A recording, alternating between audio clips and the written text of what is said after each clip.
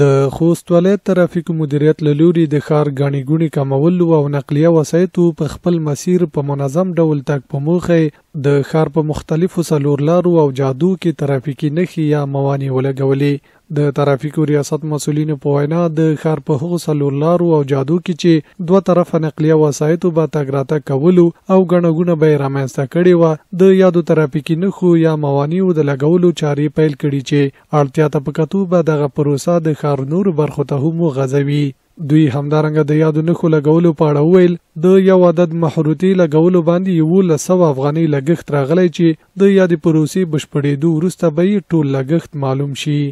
دغه یوه اوسط چې موږ رخصتی د دغه یوه محروته دغه نصیب جاده د یو عدد چې ده دا په 1100 افغانۍ موږ ته ولیږي چې د روړلو دلته نصب کول هر څه پورې شرکت ته موږ ورکړی دی. په عموم کې زه داسې اوس نشم ویلی چې په خوست کې به موږ څومره مصارف وشي، ځکه چې ورځې نه بلې ته چې دغه خلک کسي ځایونه ډېر ثابتېږي چې دلته ضرورت ده دلته ضرورت ده. نو موږ چې د کومو ساحو کې ضرورت و په اوایلو کې موږ د یوه محروته په 1 متر شلو کې نیولې وه چې یوه محروته موږ ولېږو 1 متر شل فاصله په مابین کې ورکړو چې موږ د خوسمیشتو خلکو ته د حادثې او د کوم زیان د مالي او د ځاني زیان هغې مخنیوی وشي.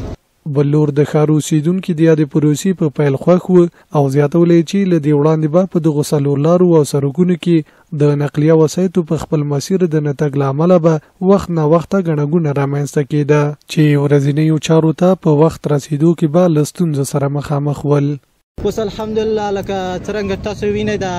ډېر نظم یې راوستو، خپل موټر لاین معلومي چې کوم موټر په کوم لاس باندې باید لاړ شي او خلک هم په دې باندې اوس دومره بروبار نه کوي ځکه چې هغه ترافیکي کومې نښې چې دی ولګېدی او خلک په دې باندې پوهېږي چې خلک باید په خپل لاره باندې ولاړ شي او د موټر او د کسانو لاره باید معلومه شي. دغه نه موږ ډېر خوشحاله موږ ډېر فخر پکوو ځکه فخر پکوو چې دغه ځای کې ډېر دا ګڼ ګوڼ و، خلکو ترای نه شول، زنانه به ورسره وي، ماشومان به ورسره په دلار به ترای نه شول. دا ولګېدل دغه ته موږ ډېر خوشحالېږو، موږ ډېر فخر پکوو. د یادولو ده چې د ترافیکو ریاست مسؤلینو په وینا د کورنیو چارو وزارت ترافیکو عمومي ریاست له لوري یاده پروسه د هیواد په 11 ولایتونو کې شروع شوې چې ټول ټال 2.30 میلیونه 500,000 افغانۍ لګښت پرې راځي.